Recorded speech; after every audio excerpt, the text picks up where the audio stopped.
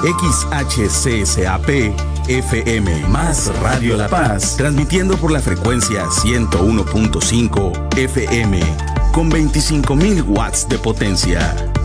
Boulevard Constituyentes de 1975, Colonia El Manglito, en la ciudad de La Paz, Baja California Sur. Más Radio La Paz, la voz de la verdad.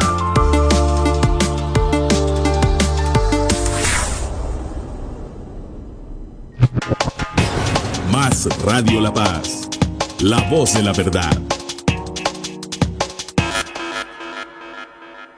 Pues estamos nuevamente aquí en la entrevista con Guillermo Torres Quirós y en esta ocasión tengo una gran invitada de lujo porque ella es una mujer que ha estado participando activamente en la política desde hace muchos años. Incluso ha sido senadora, ha sido diputada federal en 3 ocasiones, fue miembro de la Asamblea Constituyente de la Ciudad de México. También es la única mujer que ha sido dirigente nacional de ese partido, del PAN.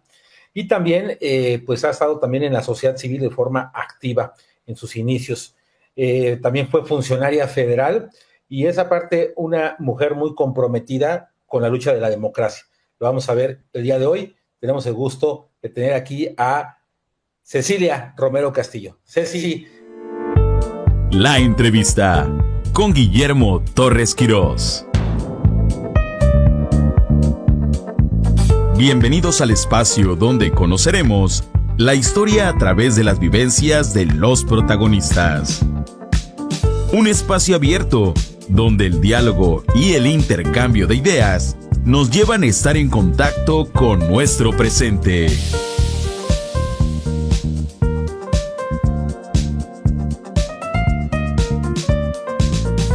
Guillermo Torres Quirós nos invita durante los siguientes 60 minutos a conocer a los personajes clave en la construcción del futuro del país. La entrevista en Más Radio La Paz.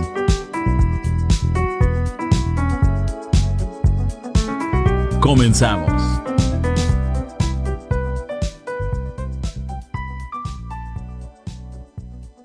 Pues estamos nuevamente aquí en la entrevista con Guillermo Torres Quirós y en esta ocasión tengo una gran invitada de lujo.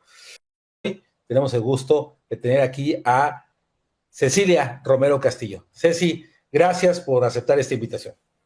Muchas gracias, Memo. Al contrario, me da mucho gusto estar contigo y con quienes puedan vernos y pues espero que todo lo que podamos platicar en esta hora tenga algo de provecho para quienes lo escuchen.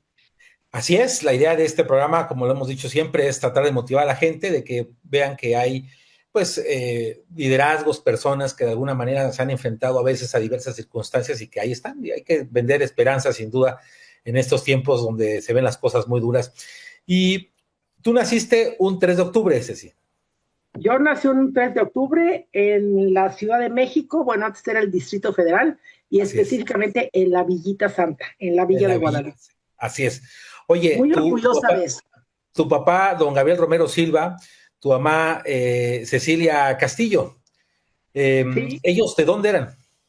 También de México y también de la Villita Santa. O sea, hay quien dice que todos los que vivimos ahora aquí en la Ciudad de México somos de fuera y hemos ido llegando.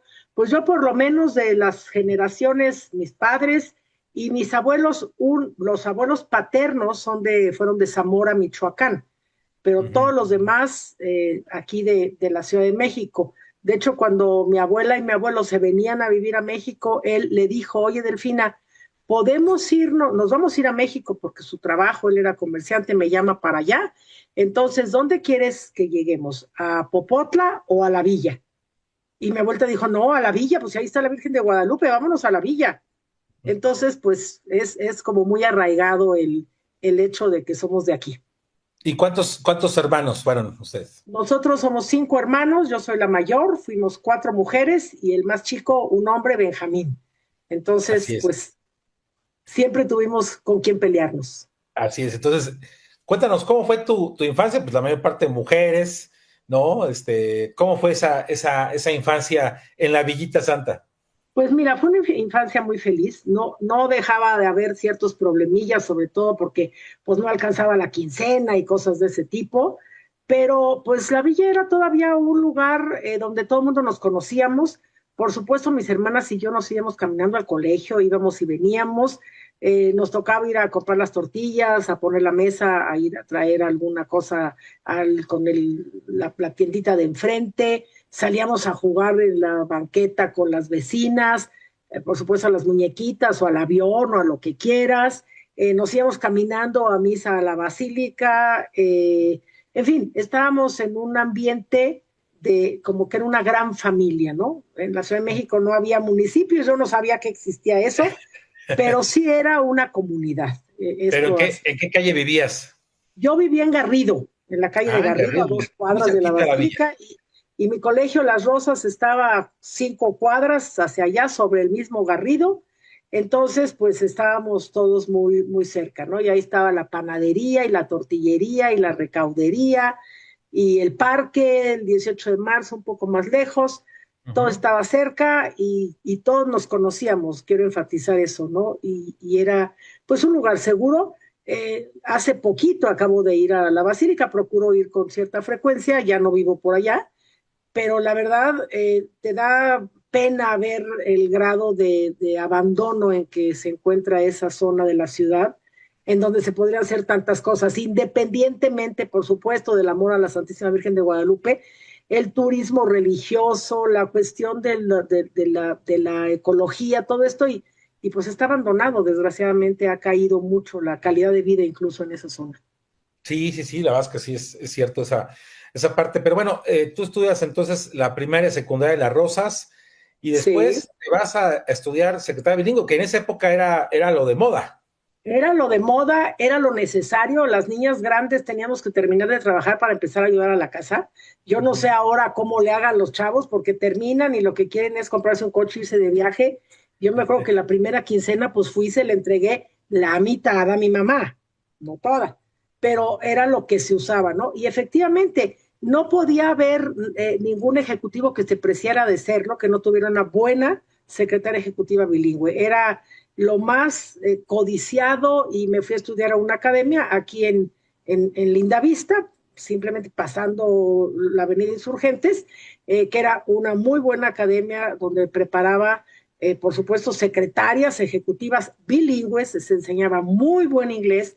Ahí llegamos las niñas de Las Rosas y del Mercedes y de Luz del Tepeyac y de todas las escuelas de la villa, que después de secundaria no optábamos ni por la preparatoria, ni por la normal, que también podía haber sido otra posibilidad. A mí siempre me gustó ser maestra, pero yo veía que era necesario terminar la escuela para empezar a trabajar y me llamaba la atención también pues el moverme en un mundo en donde las mujeres, la verdad, éramos muy necesarias porque la carrera secretarial era evidentemente y eminentemente femenina, ¿no?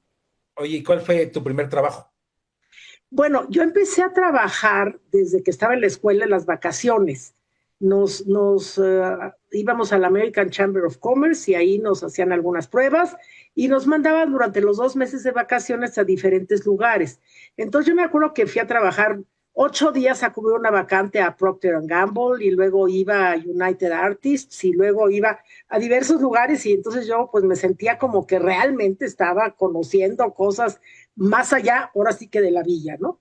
Y una vez que terminé la carrera, no sé, a los 15 días de haber terminado la carrera, viendo, por supuesto, en el periódico el aviso de ocasión, me dijo, papá, mira, aquí hay una oferta de empleo en Vidrioplano de México, que estaba un Bien, poquito bien, más sí. hacia San Juan Ixhuatepec, ahí cerca en la zona norte Por los arcos por famosos. los Arcos, en la zona norte del Distrito Federal, y entré a trabajar a Vidroplano de México como secretaria ejecutiva bilingüe, y me gustó mucho, estuve muy contenta, aprendí cosas, siempre se aprenden muchas cosas, pude servir y al mismo tiempo pude un poco dedicarme a, pues, trabajar en grupos apostólicos, estaba yo metida, pues ya no en la sociedad de alumnos de la escuela, porque pues éramos escuela chica, escuela de mujeres, pero de todas maneras yo trabajaba en cuestiones de tratar de hacer que las mujeres tuviéramos una mayor participación, nos tomaran en cuenta. Y el trabajo de secretaria, si bien era un horario fijo, pues no tenías que salir de ahí con trabajo para tu casa, ¿verdad? Entonces, la verdad sí te daba tiempo pues de leer mucho, de relacionarte con otras personas y de empezar a incursionar en el ámbito ciudadano. Entiendo que también al mismo tiempo eras profesora de idiomas. Yo duré un año trabajando exclusivamente como secretaria, pero al año siguiente regresé a la escuela donde había estudiado ya como maestra. Ahí, como te decía, se enseñaba muy buen inglés. Aproveché ese año de ser secretaria también para seguir estudiando inglés en el Anglo Mexicano de Cultura y después seguí hasta que fui maestra de inglés, pero empecé a dar clases de inglés aún antes de terminar la carrera profesional de maestra de inglés, ¿no? En esa academia yo di clases, pues no solamente de inglés, sino de taquigrafía y de mecanografía, que son palabras que ya hoy los jóvenes no entienden, pero que eran utilísimas. Y también teníamos libros de historia y de literatura en inglés, gramática, por supuesto.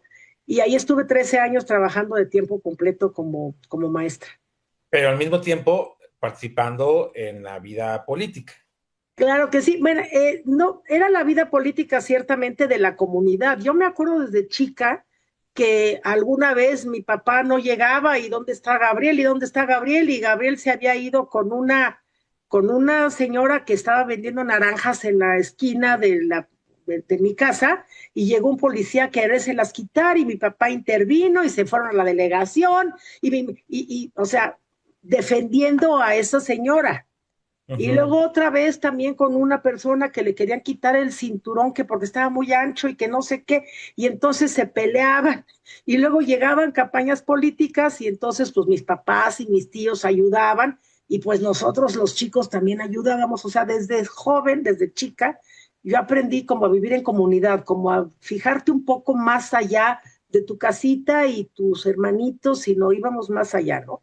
Y ya más de grande, pues empecé a partir de grupos apostólicos, luego también de grupos de trabajo en ANSIFEM, que en aquella época inició, pues también me empecé a involucrar para promocionar en las mujeres, para hacerlas ver que también las mujeres tenemos no solamente derecho, sino obligación de participar en la solución de los problemas de nuestra comunidad, ¿no?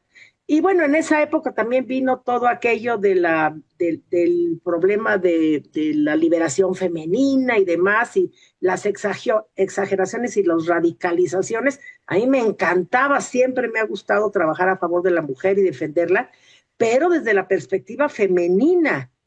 Y entonces ahí empezaba toda esa discusión de que las mujeres en contra de los hombres y no se trataba de eso, ¿no? Entonces yo sí me empecé a involucrar en este tipo de cuestiones ciudadanas y ciertamente políticas en el sentido amplio de la palabra. La palabra, sí, eso es a lo que me refería. Es decir, tú fuiste presidenta nacional de ANSIFEM. Sí. Y bueno, fuiste fundadora, miembro fundadora también de ANSIFEM. Pues mira, tanto como fundadora no, porque yo acudí al primer Congreso Nacional de la... ¿Eras fundadora? ¿Estuviste ahí? Y llegué y dije, qué padre está esto. Entonces, en ese sentido soy fundadora, no ideé yo la creación. No, estuviste desde el principio, eso me refería, que desde el principio estuve desde el principio y sigo estando. Y cuéntanos, pues yo creo que fue una de las primeras realmente agrupaciones atendiendo a la mujer. Bueno, sí. De manera particular en el liderazgo y en todo esto. Sí, de hecho yo te podría decir que fue la primera.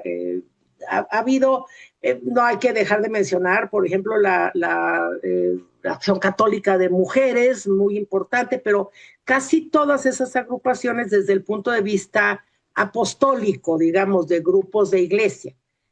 ANSIFEM está formada, y hoy en día, 50 años después, está formada por mujeres, la inmensa mayoría católicas, como la inmensa mayoría de los mexicanos somos católicos, ¿no? Pero desde el punto de vista del civismo, de la ciudadanía, del saber ejercer los derechos, pero también cumplir con las obligaciones, de promover la auténtica femineidad. Y hoy en día no todo mundo le gusta. A mí nunca me había gustado. Hoy en día yo puedo decir que un feminismo sano, un feminismo ciudadano, un feminismo enfocado a fortalecer el genio femenino que dice el Papa, ¿no? Y desde muy joven, pues sí, yo empecé a trabajar en ese sentido. En ANSIFEM me involucré muy pronto, empezamos a hacer círculos de trabajo acá en el norte de la Ciudad de México. Posteriormente fui al Comité Ejecutivo Nacional de ANSIFEM y ya para el tercer Congreso Nacional, que fue en Cuernavaca, pues ya era yo encargada de todo lo que tenía que ver con el entonces Distrito Federal, ¿no? E involucrándome cada vez más en ese trabajo a favor de la mujer, de la familia, de la vida y del ejercicio de la ciudadanía, del oficio político, ¿no? Oye, te toca ser presidenta nacional de la ANSIFEM a principios de la década de los 80, cuando México está viviendo situaciones duras, ya una crisis económica, la nacionalización de la banca, el estatismo todavía pues, del gobierno de López Portillo, el principio de Miguel de la Madrid, mucha inestabilidad en ese sentido, pero también empezaba un poco como el crecimiento de la crítica hacia el gobierno. Sí. ¿Cómo viviste ese momento? Bueno, en ese tiempo, mira, el trabajo de la sociedad civil es fundamental. Y en ese tiempo, en el tiempo que yo fui presidenta de ANSIFEM, realmente pudimos hacer una gran colaboración, una coordinación entre las organizaciones de la sociedad civil y, por ejemplo, organizaciones del empresariado.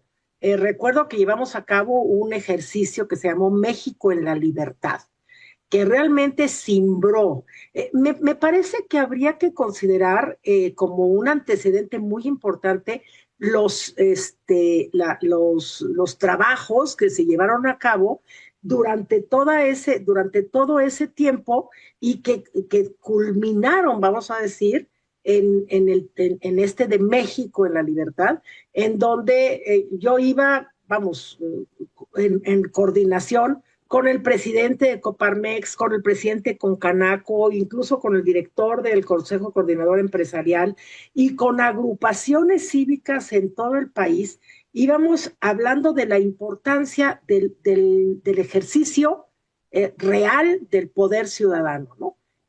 Despertar la conciencia de pequeños empresarios, de maestros, de sindicalistas, de grupos sociales, de la coordinación de ciudadanos que hasta entonces no habían pensado que participar tenía que ver con la posibilidad real de colaborar en el mejoramiento del país, ¿no? Ahí llevamos a cabo un gran trabajo, sobre todo en eso de México en la Libertad. Y de alguna manera fue preámbulo para el gran esfuerzo y el gran trabajo ciudadano que se realizó en el 85, a raíz de los sismos de 85 aquí en la Ciudad de México. En 1985 es la primera vez que participas como candidata a diputada federal. Sí, bueno, ahí hay que decir que, mira, ese brinco, vamos a decir, de la política en sentido amplio que nos compete a todos y que todos estamos obligados a participar en ella, a la definición de la política en sentido estricto que tiene que ver con la política partidista, hay un brinco interesante. No todo mundo lo da, ni todo mundo lo tiene que dar. Esto es una cosa específicamente de una vocación personal, yo así lo veo. Yo participaba, como te decía, mis papás, mis tíos, pues toda la vida colaboraron en el PAN.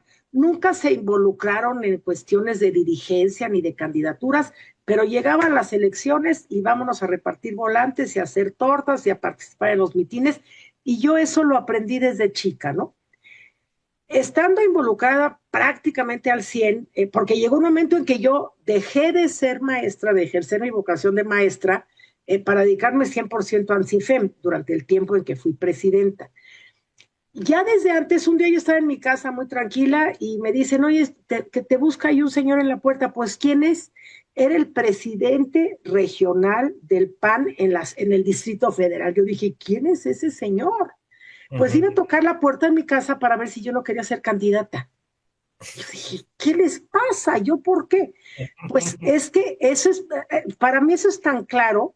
Ese es el hecho de que los políticos, digamos, partidistas, estaban en busca de ciudadanos que comulgaban, por supuesto, con los mismos principios del PAN y todo, pero yo tenía como mal y metate con todas las señoras del barrio, porque pues era la Miss Cecilia, y estaba en un grupo apostólico con todos los amigos de la colonia y de toda la villa, y entonces pues todos me conocían, y también con las señoras del mercado, y mis papás estaban integrados en la comunidad, y entonces dijeron, pues esta es conocida y ahí le intelige, ¿no? Y tiene liderazgo. Claro, pero eso es una cosa muy natural, no te das ni cuenta, pues. El caso es que yo en esa primera ocasión no acepté, en la segunda ocasión luego un amigo se incorporó y entonces él fue el candidato, hasta la tercera vez, ya para el preámbulo de 85, siendo yo presidenta de ANSIFEM, también el PAN empezó a buscar en las asociaciones afines, vamos a decir, liderazgos que pudieran integrarse al partido. Y yo traía de por sí de familia ya esta venita política, ya más de partido.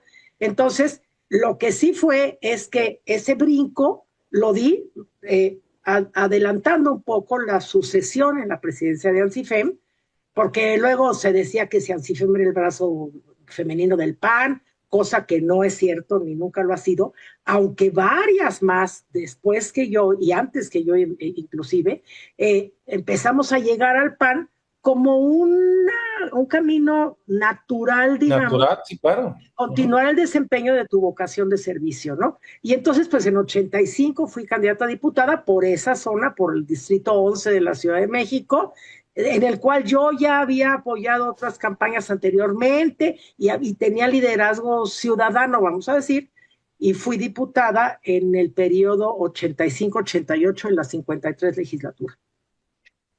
Esa vez que eres diputada, tu primera vez que eres diputada, ¿qué sentiste cuando llegaste a la Cámara? Aparte, Cámara casi recién estrenada, estaba nueva, sí. Esa Cámara, la de San Lázaro.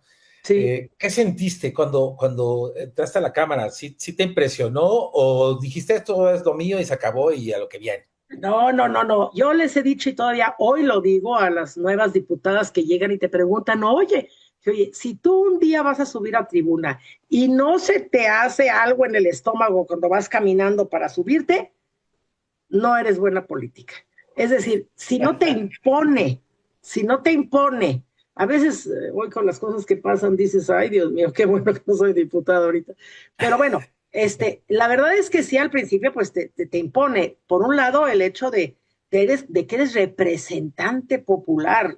Es una expresión muy fuerte. Y yo era muy chava, yo decía, ¿cómo yo qué voy a hacer aquí, no? Luego, era puro PRI, éramos 40 panistas y todos los demás eran del PRI, algunos ahí del PSUM o del PRT o del PAN, pero la verdad es que era una oposición pequeñísima, pero todos, o la gran mayoría, pues eran personajes de la política, ¿no? No llegaba a la Cámara de Diputados así, el que salía en la tómbola, pues, ¿no? Entonces, sí te impone y sí al mismo tiempo te atrae el hecho de empezar a trabajar en comisiones, de conocer gente, de discutir. En ese entonces ganábamos los debates y perdíamos las votaciones, ¿verdad? Pero ahí estar con personas o personalidades, por supuesto del PAN, pero también del PRI, que estaban ejerciendo el trabajo legislativo, pues sí, para mí fue muy enriquecedor. Además, hay que recordar que yo le llamo la legislatura del sismo. Yo tenía 19 días de ser diputada cuando fue el temblor. Entonces, lo que pasó en esa legislatura es que yo era del Distrito Federal, habíamos pocos diputados del Distrito Federal. Entonces, yo me dediqué casi toda la legislatura sin descuidar mi comisión de educación, mi comisión de radio y televisión, a trabajar por los damnificados del sismo. Entonces yo me involucré junto con vecinos y con otros diputados y con funcionarios del gobierno a esta que se llamó Renovación Habitacional Popular, para buscar darles casa a todos los que la habían perdido, para ayudarlos a encontrar y a recuperar sus escrituras a aquellos que las habían tenido enterradas. Digo, eso ya después, al principio a buscar desaparecidos, y me acuerdo de venir a los hospitales y a la CEMEFO y a todas partes a buscar primero a compañeros diputados y luego a personas que nos llegaban a pedir apoyo a la Cámara de Diputados. Entonces, esta legislatura se distinguió mucho por ese tema, y especialmente quienes vivíamos en la Ciudad de México, que por supuesto pues fue el epicentro del sismo, sí dedicamos gran parte de nuestro esfuerzo al trabajo de la recuperación de aquellos que habían perdido prácticamente todo, Tlatelolco por un lado y por otra parte, los lugares allá de atrás de la Basílica, de la villa para atrás, pues fueron lugares muy, muy dañados, ¿no? Oye, ¿y cuántas mujeres eran en total? Éramos 5 mujeres del PAN y éramos por todas, habíamos unas 50 mujeres, yo creo, pero había personas, como el Bester Gordillo, por ejemplo, que era mi compañera, y estaba Beatriz Paredes, y Margarita García, y bueno, había muchas mujeres priistas que después han sido muy famosas, vamos a decir, que estaban en esa legislatura. Dulce María Sauri, de mujeres había mujeres, pues, que sí, Rebeca Arenas, María Emilia Farías, muchas priistas conocidas. Bueno, estaba doña Efigenia, Efigenia Martín. Barra de Piedra. No, ya. Rosario Ibarra de Piedra, perdón. Rosario Ibarra de Piedra, sí. Doña Rosario Ibarra de Piedra, no Efigenia. Efigenia no fue mi compañera en ese entonces. Rosario Ibarra de Piedra era diputada por el PRT. Sí, Revolución de los Trabajadores. Al final de esa legislatura fue cuando ella fue candidata a la presidencia de la República. Y iba a eso, 1988 es un año, yo diría, crucial en la historia de la democracia en México. Unos meses antes, pues se lleva a cabo una convención en el PAN que a mi juicio fue histórica, la designación de un empresario que ya había sido candidato a la gobernatura de Sinaloa y que tenía un gran carisma y que todavía hoy en día yo creo que parte de lo que hizo queda marcado en el PAN, que es Manuel J. Cloutier, el famoso Maquillo. Me imagino que tú estuviste apoyando al Maquillo desde el principio. No, fíjate que no. O sea, por eso la pregunta. Por eso la pregunta. No, a ver, es que aquí hay que decir una cosa que tiene que ver con la historia del PAN y con la historia de México. El PAN es un partido 100% ciudadano, nació ciudadano, con todo y lo malo y lo bueno que ha habido después y que nos portamos mal y somos horribles, todo eso estoy de acuerdo, es un instrumento de la ciudadanía. En algún momento, sobre todo al inicio del partido, hubo una ola de quienes, de los dirigentes de las agrupaciones apostólicas, de los grupos de iglesia que llegaban al PAN, porque su apostolado, al traducirlo a lo cívico y a lo político, pues el cauce natural era el PAN. Y fue esa oleada, vamos a decir, lo que se llama la década católica del PAN al principio, ¿no? Y luego siguieron llegando personas al PAN, pero en ese entonces, a raíz de la expropiación bancaria y de todo lo que tú mencionabas hace rato, que empezó desde con López Portillo y demás, tuvo como una incorporación, no te diré masiva, pero sí muy importante de empresarios que decían, claro, pues ellos estaban en el PRI o estaban en ninguna parte o haciendo negocios y se acabó, pero vieron que ya no era posible que las cosas siguieran así, que tenían que participar, y el cauce natural para hacerlo fue el PAN. Esa fue la incursión de Manuel Cloutier en el PAN. Llegó y dijo, aquí estoy, este partido es un cauce para mí, y me abren la puerta, y si no me abren la tiro, me meto. Y a veces la tuvo que medio tirar, porque también esos panistas, ay no, pero ¿cómo? Pues era lo lógico y lo natural y lo que vino a enriquecer grandemente al PAN. Yo era diputada, el coordinador de los diputados del PAN era Jesús González Esmal, un gran parlamentario, en ese momento su liderazgo era muy importante, y él contendió para ser candidato, y por supuesto yo apoyé su campaña al 100%. No te voy a decir que fui su coordinadora de campaña, el coordinador fue don José González Torres, pero yo estuve muy cerca de la campaña, de la pre-campaña interna de Jesús, y de hecho cuando llegó Maquillo, pues que viene Maquillo, ya había sido nuestro candidato en Sinaloa, ya, pero así como que se veía una cosa rara, a ver, ¿qué pasa? Llegaban, digamos, con modos distintos de hacer las cosas, claro. Disruptivo, le diríamos hoy. Y entonces fue una campaña interna en que hubo competencia y estuvo interesante, pero no cabe duda que la personalidad de Maquio y además lo que se venía fraguando ya en la sociedad mexicana de buscar causas de participación, pues fue lo que hizo que él fuera el candidato. Y por supuesto, al siguiente momento de que Maquio ganó, nos involucramos, yo en lo personal, pero todos los demás, con muy pocas excepciones, que se quedaron ahí medio resentidones, a la campaña de Maquio. Yo colaboré en la campaña de Maquio, por supuesto, durante todo el tiempo, ya como su seguidora, pues, ¿no? Como se hacen las democracias. En ese entonces yo fui candidata a senadora. Fui candidata a senadora. En el Distrito Federal. Y ninguna posibilidad de ganar, pero por supuesto que así eran antes las campañas. A mí me decían, claro, no te preocupes, hombre, si al cabo que vas a perder. Pero bueno, así era. Era parte como de la dinámica del sacrificio.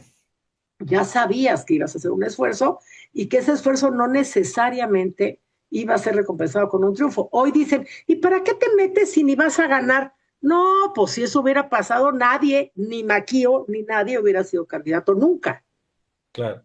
Oye, a partir de ahí empiezas a ocupar ya cargos en el Comité Ejecutivo Nacional del PAN, ya te incorporas a ocupar ahí cargos de dirección y todo. La Secretaría General, si no mal recuerdo, fue uno de tus primeros cargos ahí, ¿no? Sí, aquí es otro tema que tiene que ver con yo digo, a las mujeres les digo mucho, en ANSIFEM y en todas partes, la clave para poder hacer algo es estar. Yo estaba, punto. No, y por supuesto que trataba de cumplir y hacía las cosas lo mejor posible y lo que tú quieras. Al término de la legislatura, esa del 85-88, ya habiendo pasado la campaña de Maquio y ya prácticamente terminando la legislatura, un día me habla por teléfono Abel Vicencio Tobar, que era el secretario general del PAN, y yo decía, wow, ese señorón, que lo era. Un personaje. Oiga, Ceci, venga a tomar un café a mi oficina. Y yo dije, ay, qué susto, ¿qué me va a decir? Y ya platicamos y me dijo, oiga, ¿qué va a hacer usted ahora que termine la legislatura?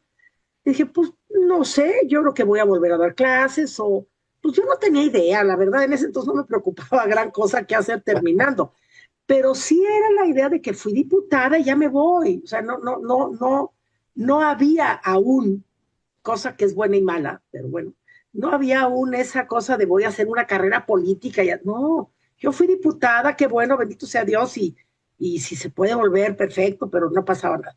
Dije, pues yo creo que voy a volver a dar clase, licenciado, no sé, ¿no?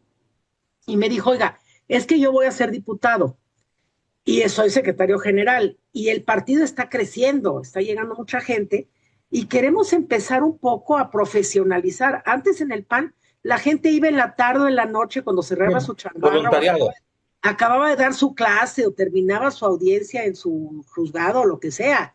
No había profesionales en el trabajo del PAN. Me dijo, pero pues ya necesitamos aquí gente que me ayude, entonces yo le quiero pedir si no quiere ser mi secretaria general adjunta. Y yo le dije, ¿y eso qué quiere decir? O sea, ¿qué tengo que hacer? No, pues lo mismo que yo sé, si aquí recibir gente, hacer, tornar.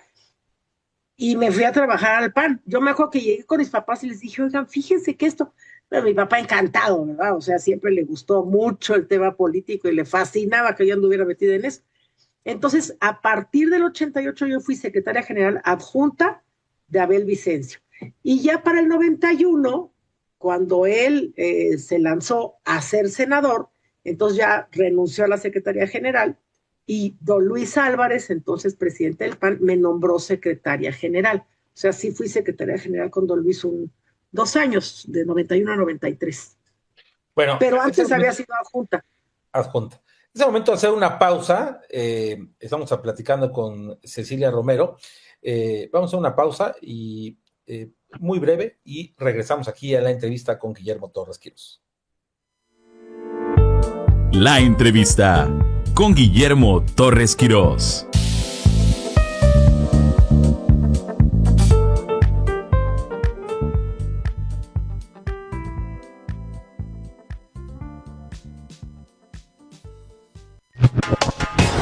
Más Radio La Paz, la voz de la verdad.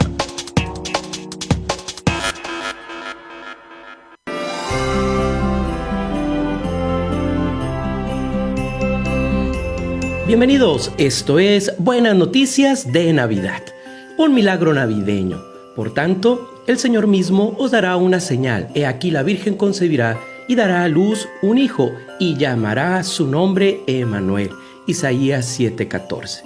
Después de que Dios dio por primera vez la promesa del Salvador, comenzó el viaje de revelar verdades específicas sobre el Rey que vendría a través de vasos humanos, los profetas.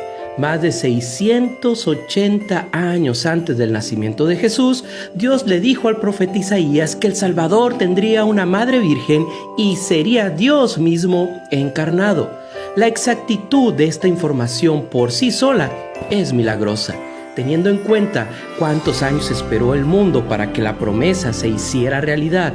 El viaje parecería que estaba durando mucho tiempo, pero esta profecía es solo una de las 108 que se cumplieron mediante el nacimiento y la vida de Jesús. En 1958, el renombrado profesor Peter Stone estudió y calculó las posibilidades de cumplimiento de las profecías mesiánicas. Concluyó que la probabilidad de que se cumplieran incluso 8 de esas 108 profecías es conservadoramente 1 entre 100,000 billones. Solo 8 de 108. Esto hace de la Navidad uno de los milagros más importantes de la historia, y tú eres parte de ella. Mientras celebramos esta festividad, intente comprender las probabilidades que existen en contra de que Jesús venga a la tierra como se predijo. Es prácticamente imposible de comprender.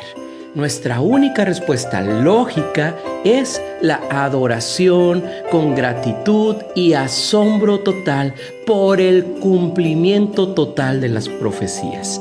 Querido escucha, la palabra nos dice que no hay límite para el poder de Dios, y estos números ciertamente son prueba de ello.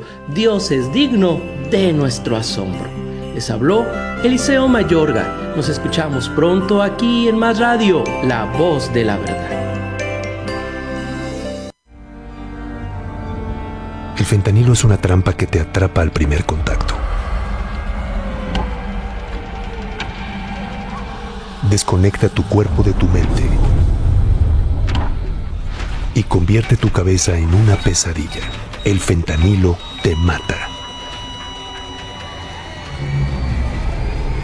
Elige vivir. Llama a la línea de la vida. 800-911-2000. Gobierno de México.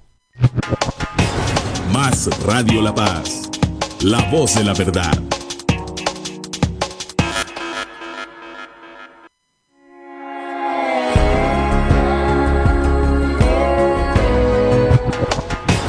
Más Radio La Paz. La voz de la verdad.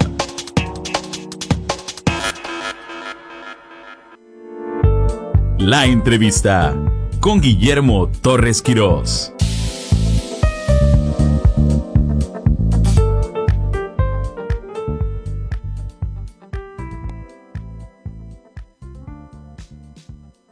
Ya regresamos aquí a la entrevista con Guillermo Torres Quirós, en esta ocasión con Cecilia Romero, que nos ha contado cómo inició en la parte política, ya sea en la sociedad civil, en la parte partidista. Nos quedamos con que, y dime si me equivoco, fuiste la primera mujer en ser secretaria general. Fui la primera mujer, sí. Es que, a ver, el tema de las mujeres yo nunca lo he dejado, y es muy importante enfatizar eso.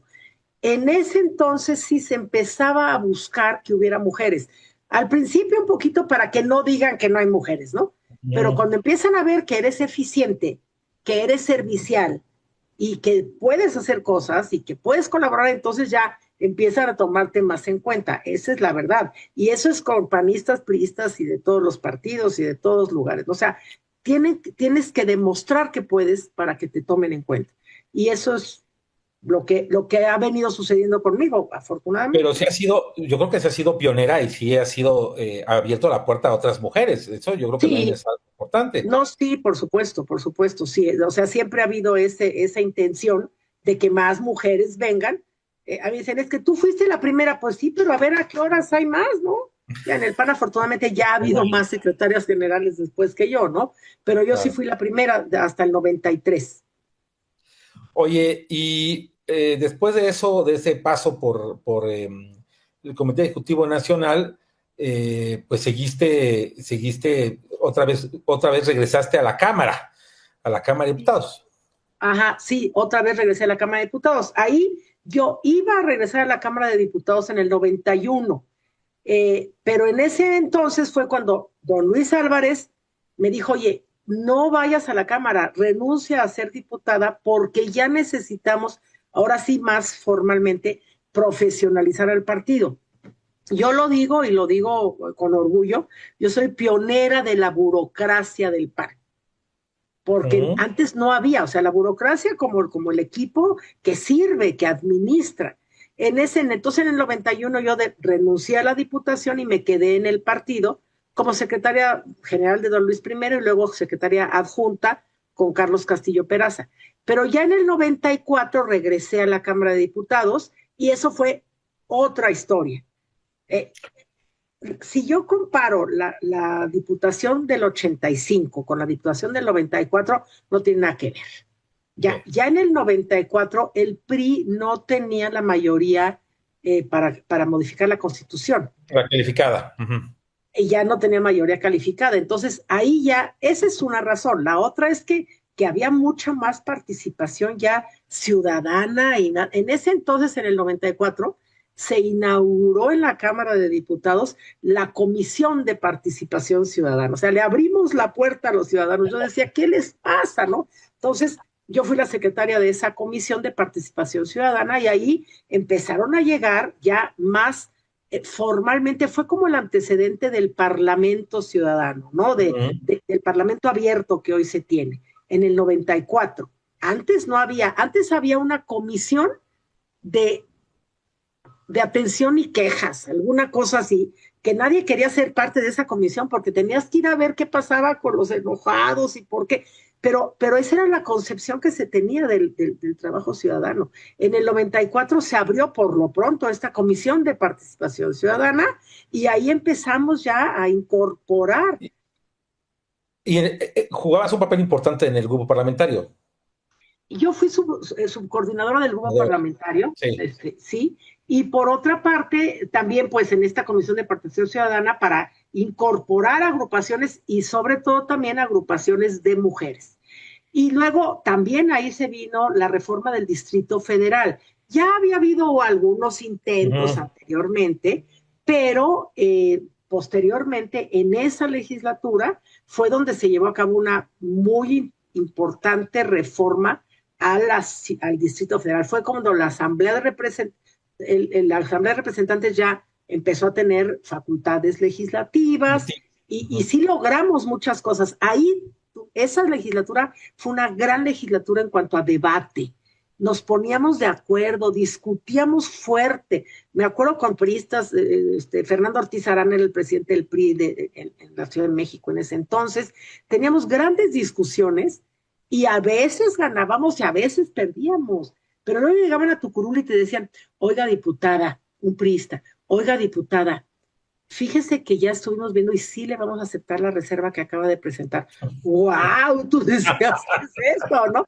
Entonces, empezó a darse una vida parlamentaria más abierta, más democrática en esa legislatura del 96. Fue la reforma también la reforma electoral del 96.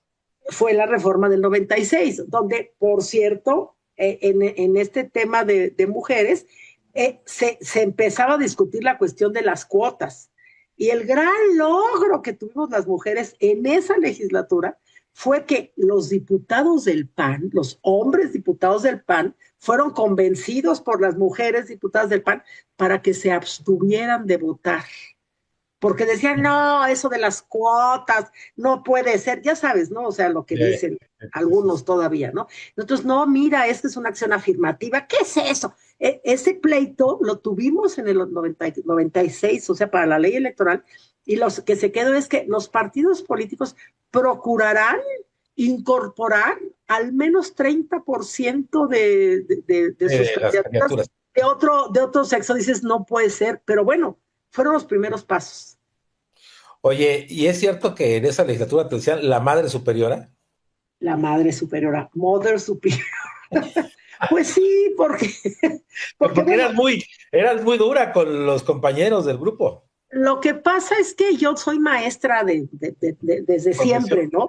Y tengo además pues un temperamento no precisamente muy dulce o lo que quieras, y entonces pues sí, de repente algunos dicen, ay, mamá, madre superiora, ¿no? O sea, sí, así me conocían, pero a mí nunca me pareció mal, o sea, yo lo acepto y lo aceptaba y lo sigo aceptando con mucho gusto, incluso con afecto para quienes así me dicen.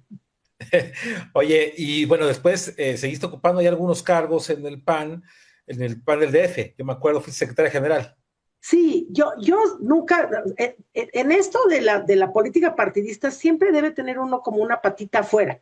Yo Ujú, seguí intermitentemente dando clases, o sea, no siempre podía, pero sí traté de seguir ujú. dando clases, o sea, tener un espacio ahí en la cuestión del magisterio y por supuesto también colaborando en el partido, porque luego hay gente que se va de diputada y se le olvida Ujú. o viceversa, ¿no? Entonces ahí estaba. Y bueno, apoyar a ANSIFEM y a todas las organizaciones y demás. Pero hacia el final de la legislatura, de la 56 legislatura, 56, sí. hubo Ujú. elecciones para la presidencia del PAN en la Ciudad de México, en el DF entonces, y ganó la presidencia Gonzalo Altamirano. Él me invitó a ser su secretaria general.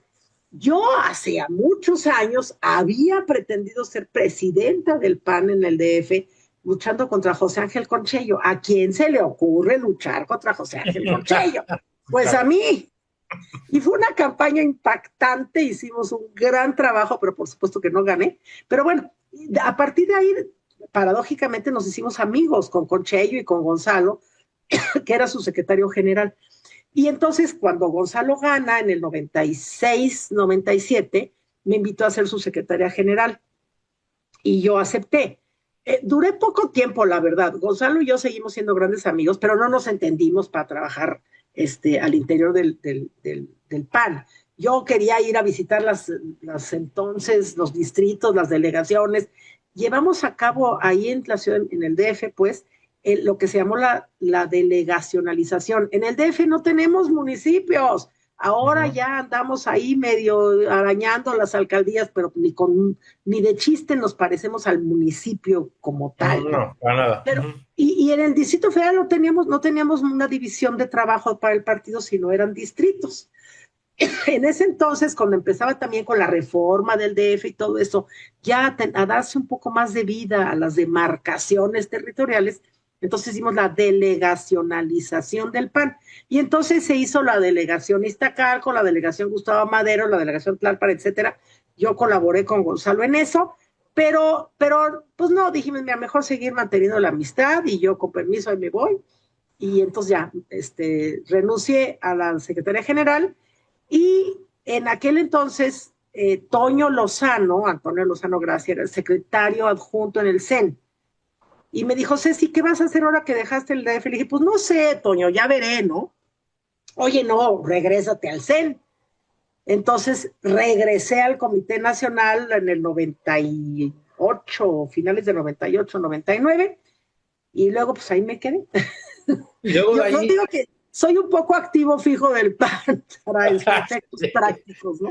oye, pero llega 99, las convenciones del PAN que se hacían en esa época, y te lanzas al Senado. Yo me acuerdo que había tu jingle era como la de Mambo Number 5. Sí, sí, Sí, sí. me acuerdo. Sí, Y, y bueno, después, a fin de cuentas, eres candidata, llegué gana a Jesús ser Malval, me acuerdo de candidata. esa convención, pero Ajá, quedaste en segunda forma, pero por alianza y eso terminas como candidata a senadora plurinominal. exactamente. Yo estaba un día en mi oficina, ya estaba de regreso en el CEN, y dije, bueno, ¿y por qué no voy a ser yo senadora? Así de Pues sí. pronto me vi, dije, pues claro que sí, y entonces me puse a trabajar. Fue una campaña padrísima esa que dices, donde hubo muchos chavos que me apoyaron de todas las delegaciones y de todas partes. Llegamos a la convención.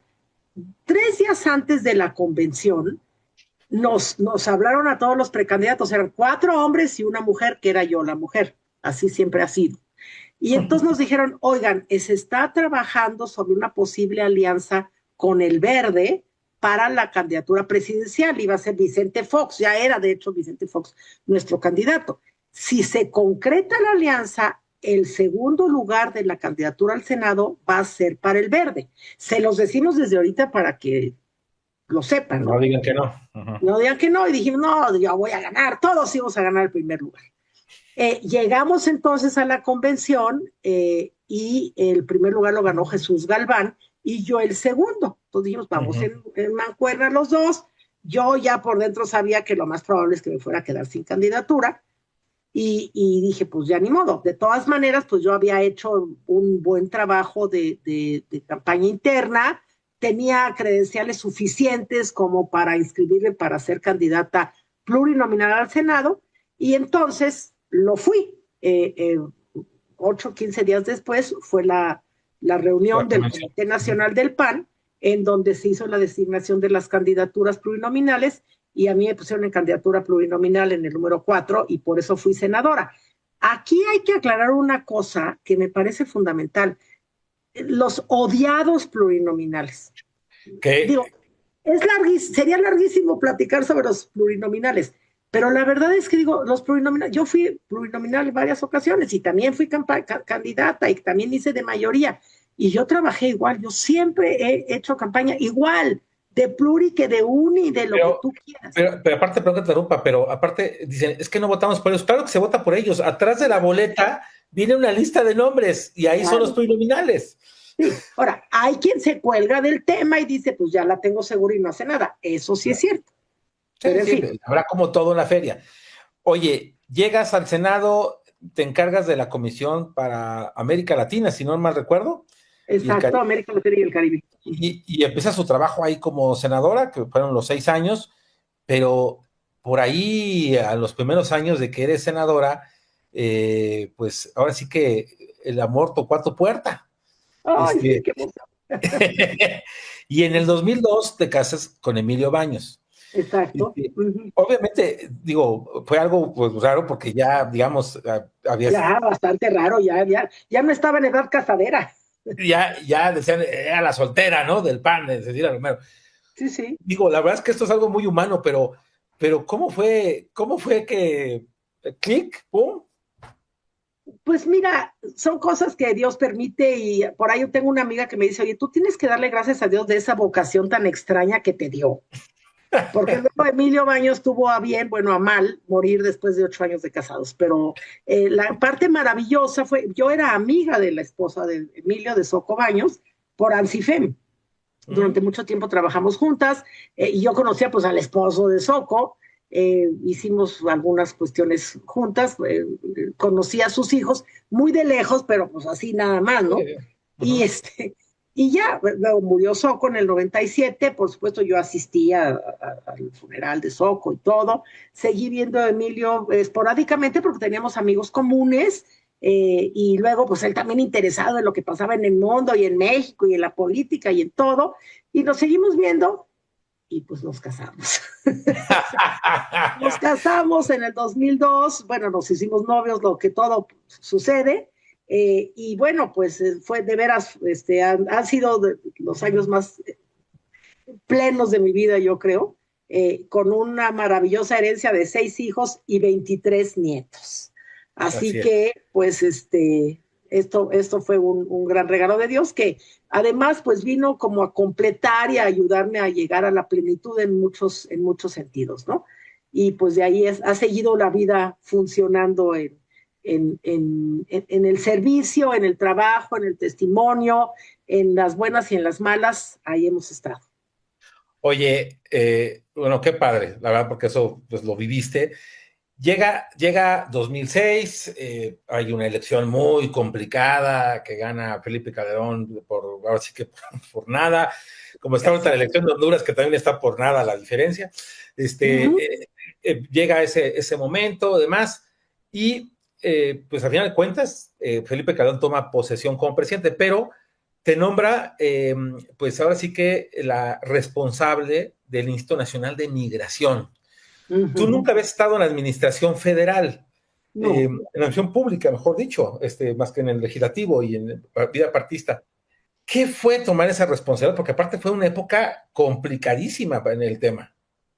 Sí, fue muy complicado. Cuando a mí me invitó Felipe a través de Juan Camilo Mourinho para tomar migración, un poco por el antecedente de la Comisión de América Latina y el Caribe, que yo había viajado mucho a otros países, que tenía buena relación con Guatemala sobre todo, o sea, y evidentemente también con Estados Unidos por otra serie de reuniones. Yo estaba en la Comisión de Relaciones Internacionales del Senado y siempre me había interesado eso. En el PAN había trabajado también en la Secretaría de Relaciones Internacionales y además hablaba inglés. Tema, ¿no? Entonces, cuando a mí me proponen eso, yo me acuerdo que llegué y le dije a Emilio, oye, ¿me está proponiendo que vaya a migración? O sea, ¿qué? Y entonces, así él se me quedó viendo y también, o sea, como que... Y al día siguiente, en la mañana, me dijo, oye, si te vas a ir a migración, creo que conviene que invites a algunas personas así. O sea, ya él en la noche había pensado que yo me iba a ir a migración, ¿no? La verdad, eso me ayudó, me dio muchísima confianza. Y, y entonces, bueno, yo acepté, me ha interesado pues mucho siempre el trabajo pues de relaciones, de apoyo, de servicio.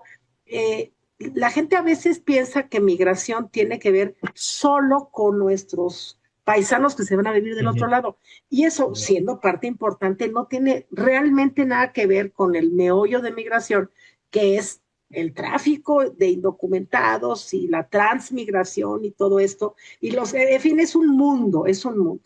Yo fui feliz en migración, feliz, y puedo decir, a pesar de todo y a pesar de que al final, no fue un final muy feliz el de mi salida de migración, por situaciones que suceden y que hay accidentes, hay delitos, hay crímenes, y bueno, las decisiones políticas tienen que ser entendidas la cuerda se rompe por lo más delgado y lo más delgado era migración.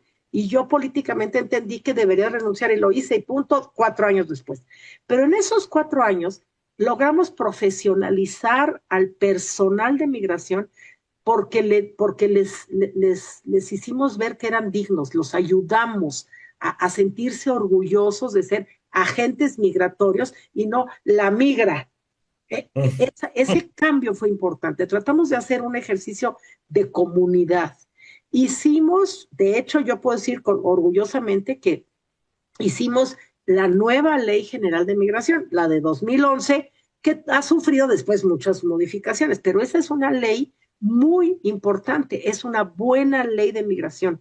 Subimos prácticamente al doble el personal que había en migración. Le subimos el sueldo, ganaban 3 pesos. Eso no justifica la corrupción de migración. No. Pero sí explica que la gente no sabe nada. Y tratamos de darle a migración el papel de coordinador que debe tener. Los agentes migratorios no tienen ni una resortera. No podíamos enfrentar al crimen organizado, que además en ese entonces tuvo una alza muy fuerte. Entonces, todas esas cosas como que se las pusimos a la luz en el equipo del gobierno y trabajamos muy bien. Al final, en 2010, bueno, hubo esta matanza de San Fernando. San Fernando, ¿no? San Fernando. Iniciada por el crimen organizado, por supuesto, ejecutada. No, fue terrible digo, ahora sí, fue algo que no estaba en tus manos, vamos, no estabas claro que no. Después de eso, surge una elección para la dirigencia nacional del PAN, te registras para competir y cuéntanos, no ganaste, pero fuiste secretaria general nuevamente. Bueno, 2010 fue un año trágico. Primero, en ese año murió Emilio, mi esposo. Después vino la cuestión de la renuncia al Instituto Nacional de Migración. Y después venía la sucesión en el PAN. Yo nunca había dejado, por supuesto, de participar en el Comité Nacional del PAN, etcétera, etcétera. Pero por supuesto, si estás en una posición del gobierno federal, no puedes estar lo mismo de activa. Pero entonces venía eso y yo dije, bueno, pues a ver, voy a contender. Tengo posibilidad de hacerlo, tengo capacidad, creo que puedo apoyar a que salga adelante el partido. Y contendí, fuimos 5 candidatos. Fue la última elección al interior del partido que se hizo como deben hacerse las elecciones, es decir, por consejo. pero entonces en la campaña yo fui a visitar a todos los consejeros del país prácticamente. Hice una campaña, yo no sé hacer muchas cosas, pero sí sé hacer equipo. Entonces eso fue muy bueno porque me ayudó un equipo muy interesante. Yo no sabía de cuestión tecnológica, tampoco lo sé todavía, pero había otros que sí, y entonces ahí nos combinábamos muy bien. Perdí la elección, quedé en segundo lugar, ganó Gustavo Madero y me invitó a ser su secretaria general y fui secretaria general de Gustavo Madero en el periodo de 2010-2014. En ese entonces duró un poco más la presidencia.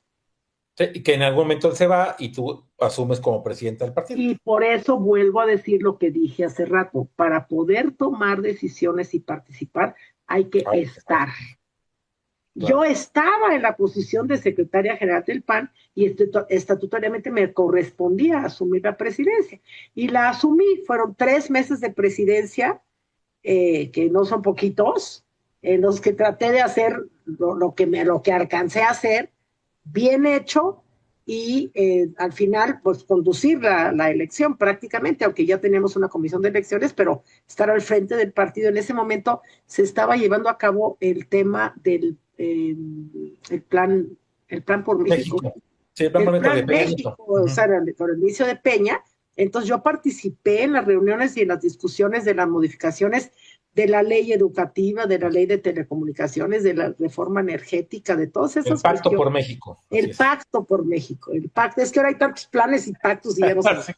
El Pacto por México, que con todo lo que podamos decir, dejó cosas importantes que hoy han venido a destruir. Pero fue muy intenso ese periodo de 3 meses. Y luego regresas a la Diputación Federal en 2015. En 2015 regresé a la Diputación Federal por tercera ocasión. Ya era otro mundo, totalmente diferente. Ahí participé sobre todo en la parte de transparencia y anticorrupción. Fuimos quienes recogimos de la legislatura anterior el bagaje, digamos, del Sistema Nacional Anticorrupción, lo concretamos y llegó a su culminación en esa legislatura. Es el trabajo que desempeñé yo de manera más concreta. Ahí fue en el tema de transparencia y anticorrupción. Que, digo, a ver, es una pregunta que siempre te he querido hacer. Digo, me lo adelantaste hace rato. La primera vez que llegaste en el 85, muy distinto al 2015, totalmente distinto. Ya, ahora sí, más mujeres, más pluralidad, hasta ese momento. Ahora ya no, sí. En ese momento más, toda esa dinámica. Pero, digamos, ¿qué se siente llegar después de tantos años nuevamente a la Cámara de Diputados? ¿Qué pasa por tu mente en ese sentido? Digo, ya tienes experiencia, ya tuviste, digamos, ya tienes un currículum importante, obviamente estás también en la cúpula, es lógico que estás en la cúpula porque conoces la Biblia. ¿Qué se siente? Pues mira, por lo menos llegas y te encuentras a la misma señora que maneja el elevador desde el 85. O sea, hay cosas que no cambian.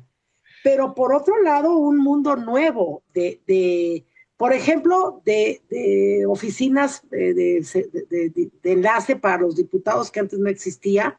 Por ejemplo, prerrogativas internas para los grupos parlamentarios que antes andabas rascando a ver de dónde pescabas una computadora para hacer cosas, espacios adecuados para los grupos, mayor posibilidad de cabildeo, mucho mayor, incorporación ya organizada de organizaciones de la sociedad civil que llegan a ejercer la labor de la gestoría y del cabildeo con toda formalidad a la Cámara, posibilidad de hablar, de discutir, de hacer, bueno, casi me da pena decirlo, pero en ese entonces nos uníamos con Morena para ganarle al PRI, al interior de la Comisión de Transparencia. Yo era a mi compañera de la Comisión de Transparencia, Rocío Nale, de Morena, y el presidente era de Morena, y nos poníamos de acuerdo, yo era secretaria de la comisión, para pararle y frenarle al PRI algunas cosas. Es decir, se podía hacer política. Eso era muy importante. Entonces fue, por una parte, pues sí, ya sabes muchas cosas, ¿no? Ya sabes dónde está el baño, ya sabes, o sea, ya conoces las cosas, ¿no? Ya no te pierdes en aquel mundo de la Cámara de Diputados.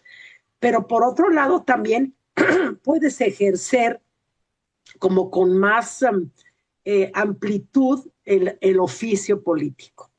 Puedes discutir, puedes traer un grupo de personas para que vengan, bueno, alguna vez los del PAN tomamos la tribuna, hoy ya es otro mundo, yo les digo, ya dejen de tomar tribunas y de sacar cartelitos, ya por favor, ya eso ya no.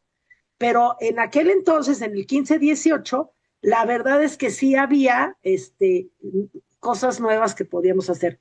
Yo me encontré con una cámara en donde efectivamente había resabios ahí todavía de que no, acá y la Junta de Coordinación Política, pero podías entrar a la Junta de Coordinación Política y participar y hablar fuerte y sí hacer que algunas cosas no sucedieran, que se atrasaran, que se adelantaran. O sea, en ese sentido, el hacer política estaba mucho más efectivo, digamos, en esta última legislatura en la que participé, en la 63.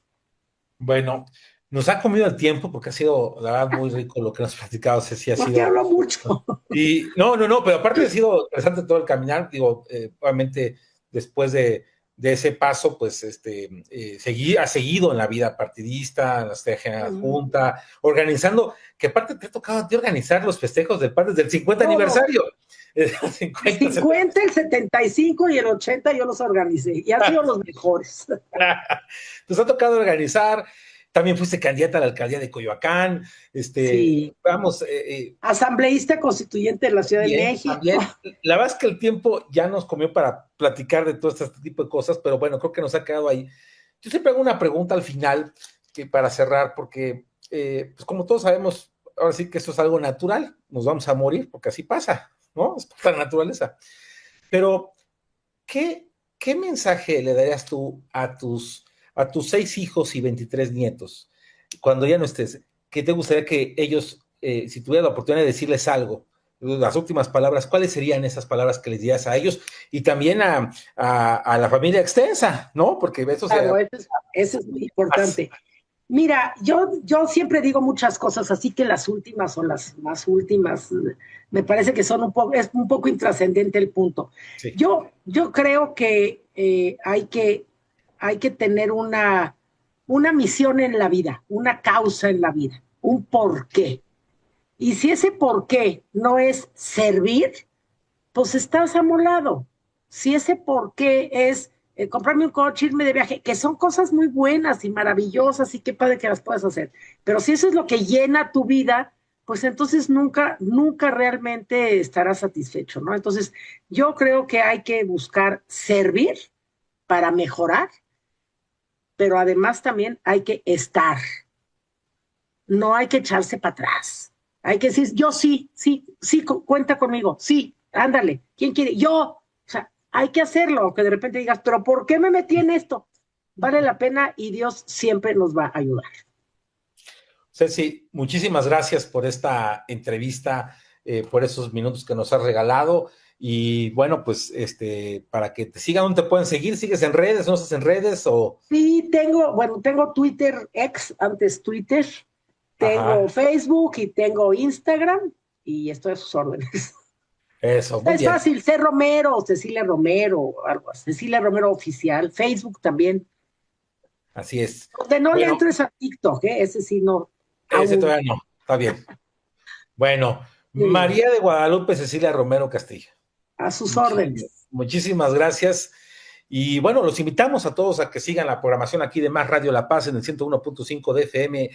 Recuerden que pueden también escuchar el análisis político de un servidor con Ana Lubet en el noticiero los lunes y viernes a eso de las 7:15 de la mañana y también el dato político durante los espacios en esta estación de radio. Esto fue la entrevista con Guillermo Torres Quirós. Hasta la próxima. La entrevista con Guillermo Torres Quirós.